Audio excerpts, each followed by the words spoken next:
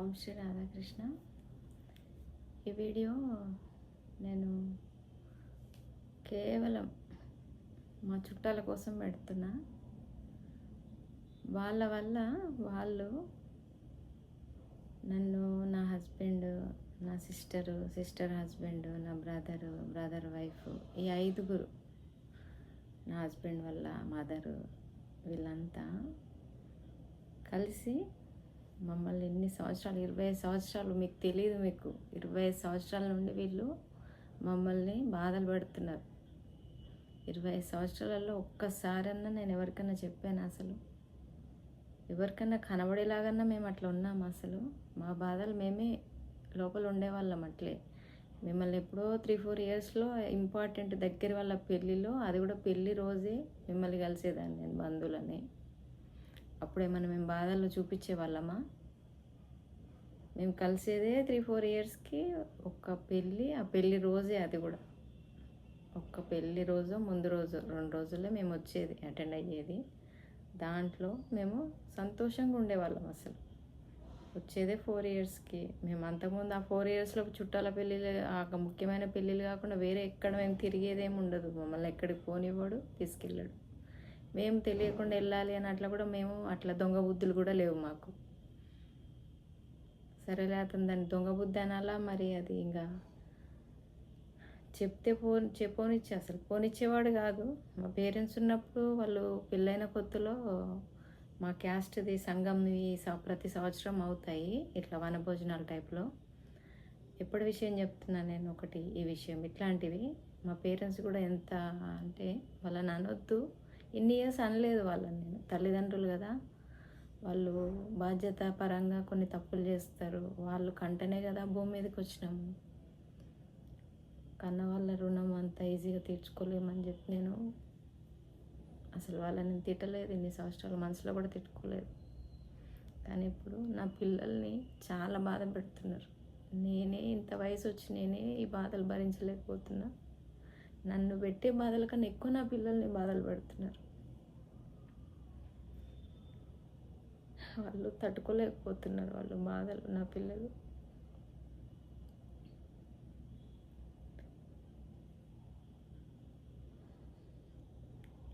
అయితే ఇది చుట్టాలకి, మీ అందరికీ ఈ 5-6 ఉన్నారు కదా, వీళ్ళు ఆ వచ్చే నీరజ నేను పెళ్ళికి వస్తాను, నీరజ పెళ్ళికి వస్తుంది. పెళ్ళిలో మీరు ఆమెతో మంచిగా మాట్లాడితే ఆమెకి ఇంకా ధైర్యం పెరిగిపోతుంది. కుటుంబం నిలబెట్టడానికి అని చెప్పి మీకు చెప్తున్నారు వాళ్ళు. కుటుంబము, వీళ్ళు చేసే ప్రయత్నం ఏంటంటే, కుటుంబాన్ని నిలబెట్టడానికి. నీరజ ఆల్రెడీ ఇంట్లో వీళ్ళందరితో బాధలు పడి ఇప్పుడు బయటికి వస్తే, మీరు కూడా బాధ పెడితే తను కుటుంబంలో ఉంటుందన్నమాట. ఉంటుందా అట్లా? అంత దుర్మార్గం, ఎన్ని బాధలు పెట్టాడో నేను చెప్పకున్నా మీకు తెలుసు. అతను ఎట్లాంటోడో, వీళ్ళందరూ ఏం చేస్తున్నారో, వీళ్ళందరూ ఎట్లాంటి వాళ్ళో, నేనేంటో, నా పిల్లలేంటో, మేము ఎట్లా బ్రతికినామో మీకు తెలియకుండా ఉంటుందా?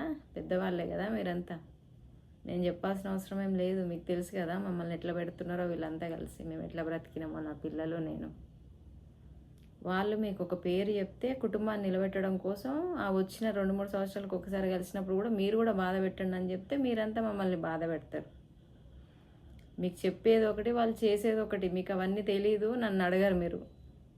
మరి ఎందుకో నాకు అర్థం కాదు. వాళ్ళు చెప్పినట్టు మీరు చేస్తున్నారు. ఒక్కటి ఆలోచించండి మీరు, వాళ్ళు చెప్పినట్టు మీరు చేస్తున్నారు కదా. మీరు సపోర్ట్ చేయకముందే ఇంత బాధ పెట్టినారు.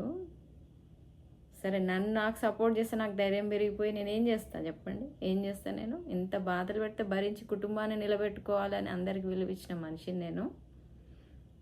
నాకు మీరంతా ధైర్యం ఇస్తే నేనేం చేస్తాను? నేను అట్లా తెగబడి చేసే వాళ్ళు ఉన్నారు కదా, వాళ్ళకి ధైర్యం లేకున్నా చేస్తారు, ఇచ్చినా చేస్తారు వాళ్ళు. నాకు ధైర్యం లేదా? నేను ఏమైనా భయపడేదన్నా? నేను విలువలు ఇచ్చిన మనిషిని కదా నేను, దానికోసం కదా ఇన్ని బాధలు పడ్డా నేను. మీకు తెలియండి ఏంటంటే, నాతో మంచిగా ఉండొద్దని చెప్తే కుటుంబాన్ని నిలబెట్టడం కోసం అని ఒక పేరు చెప్తే మీరు కూడా వాళ్ళు చెప్పినట్టు మమ్మల్ని బాధలు పెట్టినారు కదా. అది కాదు నిజం, అది కాదు. వాళ్ళు వేరే చేస్తున్నారు ఇక్కడ. మిమ్మల్ని కలిసినప్పుడు మీరు బాధ పెడతారు. వాళ్ళకి ఎంత ఆనందం అంటే, వాళ్ళ ఆనందం సరే పక్కన పెట్టు, ఆనందపడితే పడనీలే, కానీ వాళ్ళు ఇంకా వేరే చేస్తున్నారు మమ్మల్ని. అసలు మీకు చెప్పిన పద్ధతి అది కాదు. మీకు చెప్పేది ఒకటి, వాళ్ళు చేసేది ఒకటి. ఇక్కడ చాలా దుర్మార్గం చేస్తున్నారు వాళ్ళు మమ్మల్ని. నా పిల్లల వరకు ఎందుకు వెళ్ళాలి వాళ్ళు? నన్ను బాధ పెట్టాలి కదా. కన్న పిల్లల్ని, వాడు కన్న తండ్రి ఉండి పిల్లల్ని కూడా బాధ పెడుతున్నాడు. తప్పు చేసింది అతను, ఎన్ని దుర్మార్గాలు చేసినాడు. ఒక్కరోజున పిల్లలు ఏమన్నా మేము అసలు అతన్ని ఏమనలేదు. ఎంత గౌరవించినాం మేము అతన్ని. అసలు ఒక్కరోజు అతను ఎన్ని బాధలు పెట్టినా అతన్ని, నా పిల్లలు కానీ మేము కానీ 25 years వరకు అసలు అతన్ని ఏమనలేదు మేము. ఎంత గౌరవిస్తుండే. కుటుంబం అని చెప్పి నలుగురం కూర్చొని ముందు రోజు ఎంత గొడవ చేసినా మళ్ళీ నెక్స్ట్ డే అందరం కూర్చొని తింటుండే ఫ్యామిలీ లాగా.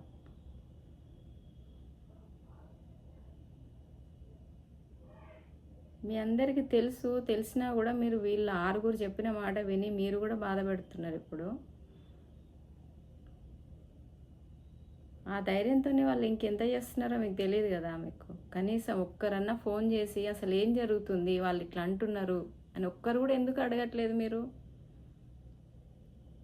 నేను మీకు ఏమైనా అన్యాయం చేశానా? మీకు నా సిస్టరు వాళ్ళు, మీకు మా బ్రదరు, మీకు చుట్టాలందరికీ మేనరికం కాబట్టి మీ అందరికీ వాళ్ళకి ఫైనాన్షియల్గా ఏమేమో జరిగినాయి. నాతోనైతే ఎవరికి ఏం లేవు కదా.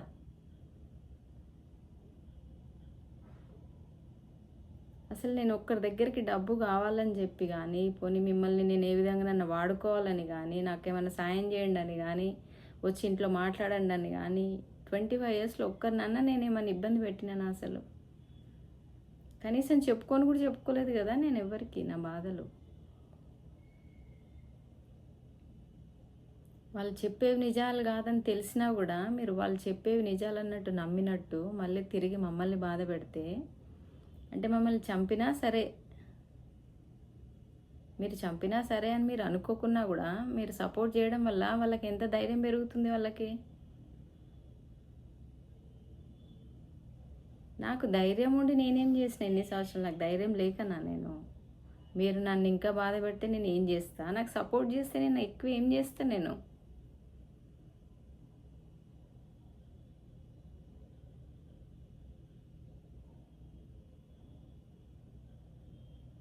అందరికి విలువిచ్చిన కదా. నేను నా పెద్దదానికి ఇచ్చిన. నేను అది చేసిన తప్పు, నేను దాని తప్పుకు నేను బలైపోయి, నేను ఇంత తెలిసి నేను నా తల్లిదండ్రులని, నా తండ్రిని నేను పక్షవాతం వచ్చి బెడ్ మీద పడుకొని ఉంటే, నా బ్రదర్ అబ్రాడ్లో ఉంటే నేను చూసుకున్నా కదా అతన్ని వెళ్ళి.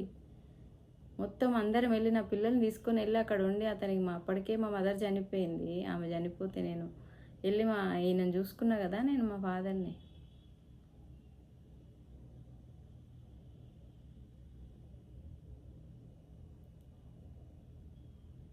ఎంత చేసినా నేను అందరికీ, ఈరోజు మమ్మల్ని ఎంత బాధ పెడుతున్నారో మీకు తెలీదు. ఒక్కరు ఫోన్ చేసి అడగరు.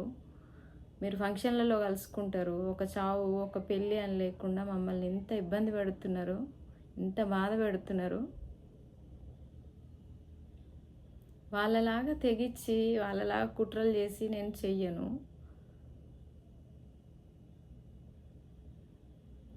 అవన్నీ తెలిసి కూడా మీరు ఒక్కరు కూడా నాకు సాయం చేయట్లేదు. వీలైనంత వాళ్ళు చెప్పినట్టు మీరు మమ్మల్ని ఇబ్బంది పెట్టినారు. ఈరోజు నా పిల్లల్ని ఎంత ఆగం చేస్తున్నారు. నా పిల్లల్ని ఆగం చేస్తున్నారు వాళ్ళు. మీ వల్లనే, కేవలం చుట్టాల వల్ల, మీరు చుట్టాల వాళ్ళతో అంత మంచిగా మీరు సపోర్ట్ చేస్తున్నారు. మీ వల్లనే ఈరోజు మా తల్లిదండ్రుల కుటుంబం ఎట్లా పోయిందో ఈరోజు నా కుటుంబాన్ని అట్లా లేకుండా అయిపోతుంది. ఇంకా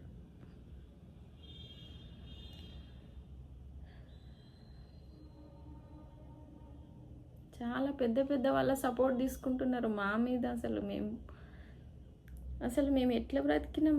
మాకున్న దాంట్లో మేము సంతోషంగా ఉన్న మనుషులము. మేము ఒకరి మీద కుళ్ళు పడలేదు, మేము ఒకరి మీద ఏడవలేదు, పోల్చుకోలేదు. అట్లాంటి మా మీద పెద్ద వాళ్ళ సపోర్ట్ తీసుకుని మమ్మల్ని ఇంత ఇబ్బంది పెడుతుంటే మీరంతా చూసుకుంటా ఫంక్షన్లలో కలుసుకుంటారు. మీరు ట్రిప్లోకి వెళ్తున్నారు. మీరు ఒక్కరన్నా ఫోన్ చేసి మరి వీళ్ళు ఇట్లా అంటున్నారు ఇది నిజమా అని ఒక్కరన్నా ఫోన్ చేసి మాట్లాడతలేరు కదా మీరు. న్యాయమేనా మీకు అసలు? వాళ్ళు చెప్పిన కథలు వినుకుంటూ మీరు కలిసి సంతోషంగా ఉంటే చాలు ఇంకా మీకు. అదే కరెక్ట్ కదా. ఇప్పుడు పెద్దదే మంచి పని చేసింది ఇప్పుడు మీకు.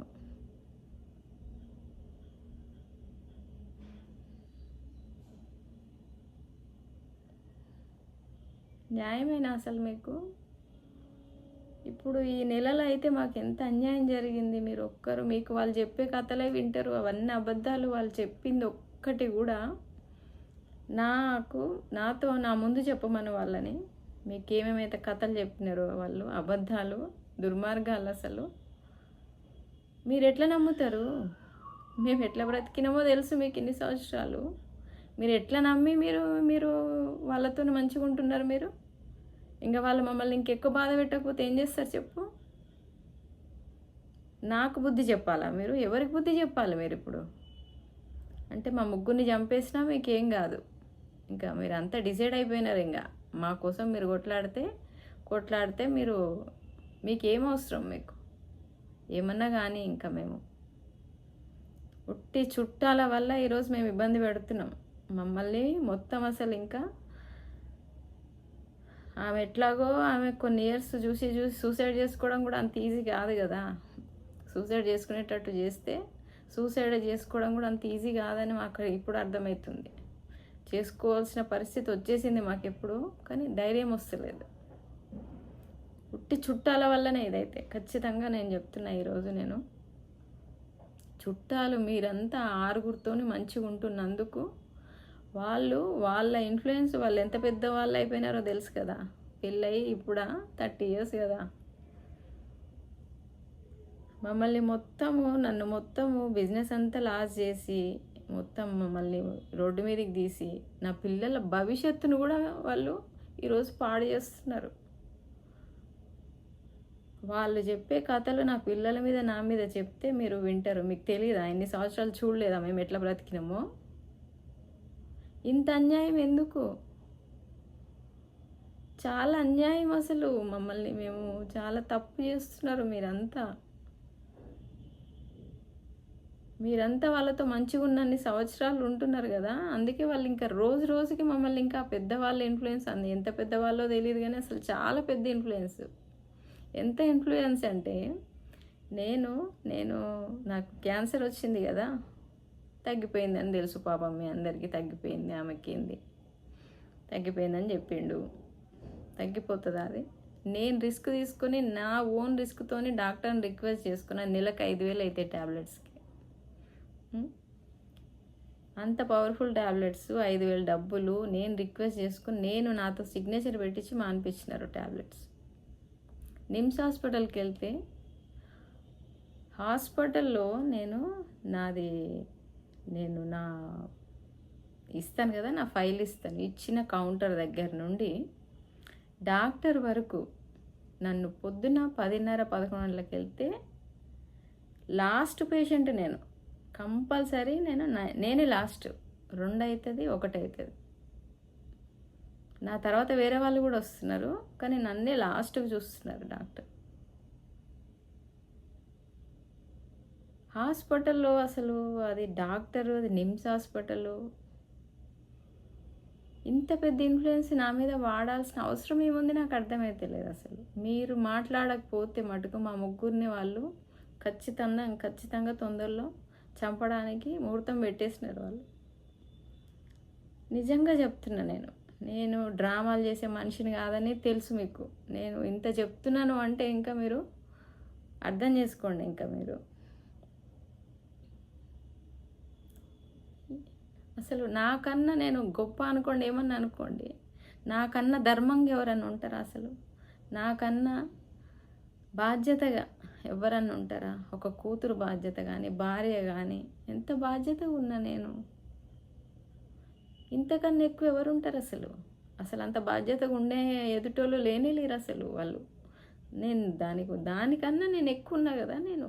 నా వాళ్ళు, నా తల్లిదండ్రులు, నా ఫ్యామిలీ, నా భర్త, ఎంత చేసినా కదా నేను అందరికీ. ఈరోజు నా పిల్లల భవిష్యత్తుని మింగుతున్నారు వాళ్ళు. ఎంత వాళ్ళు తట్టుకోలేకపోతున్నారు వాళ్ళు. వాళ్ళు ఏం పాపం చేస్తున్నారు వాళ్ళు.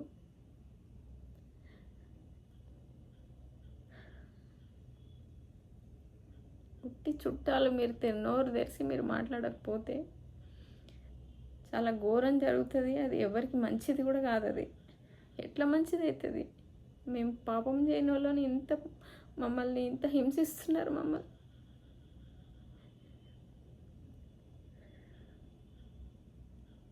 ఒక్కరంటే ఒక్కరు కూడా ఫోన్ చేసి మరి వాళ్ళు ఇట్లా అంటున్నారు, మీ గురించి ఇట్లా తెలిసింది నిజమా అని ఒక్కరన్నా అడిగినారా? 5 yearsలో మా చిన్న ఆంటీది 22లో వాళ్ళ చిన్న కొడుకు పెళ్ళికి వెళ్ళినాము. ఎట్లా చేసినారు మీరు? ఎంత బాధ పెట్టినారు మీరు. అదే ఆ తర్వాత వేరే పెళ్ళి, మా బాబాయ్ వాళ్ళ కొడుకు పెళ్ళికి పిలిచిన, ఇంకా వీళ్ళంతా కలిసి, చుట్టాలంతా కలిసి ఇంత బాధ పెడతారా మీరు? వీళ్ళకి ఎంత ధైర్యం పెరిగిపోతుంది.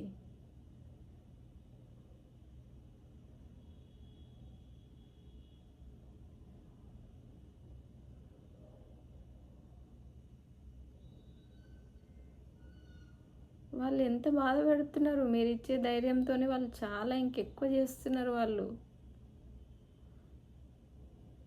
మాట్లాడండి మీరు. అసలు ఇది మంచిది కాదు, ఇది కరెక్ట్ కాదు, ఇది ధర్మం కాదు. ఇది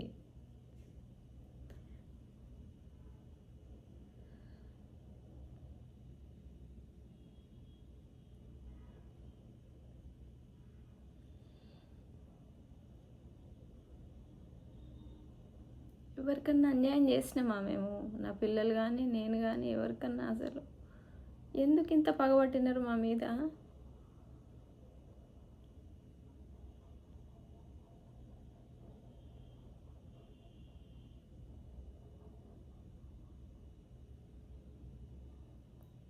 అందరికి విలువిచ్చిన మనిషినే కదా నేను.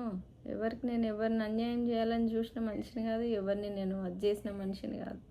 ఉట్టి మీరంతా సపోర్ట్ చేయడం వల్లనే ఈ రోజుకి మమ్మల్ని వాళ్ళు బాధ పెడుతున్నారు. 6 మనుషులు వాళ్ళు పెద్ద పెద్ద వాళ్ళు అయిపోయినారు. వాళ్ళకి మమ్మల్ని వదిలేసి మీరు చూస్తున్నారు. ఇంత పెద్దవాళ్ళు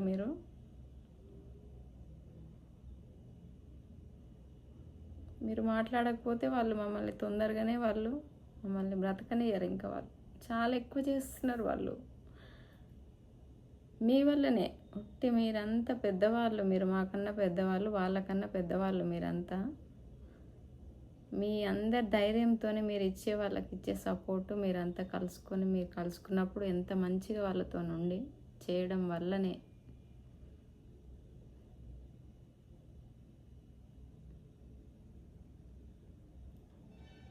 నేను చాలా తిరుగుతున్నా.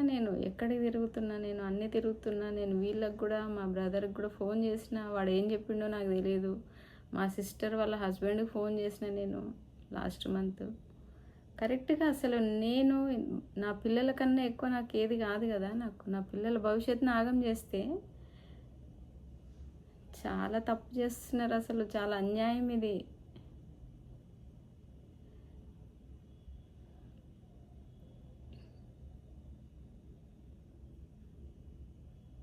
చాలా అన్యాయము. టైం లేదు అసలు. మీరు ఇంత చెయ్యొద్దు.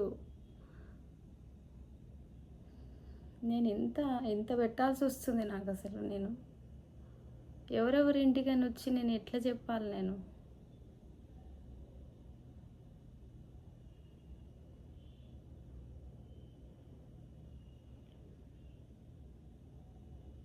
ఇంకెక్కువ లేట్ చేయకండి మీరు.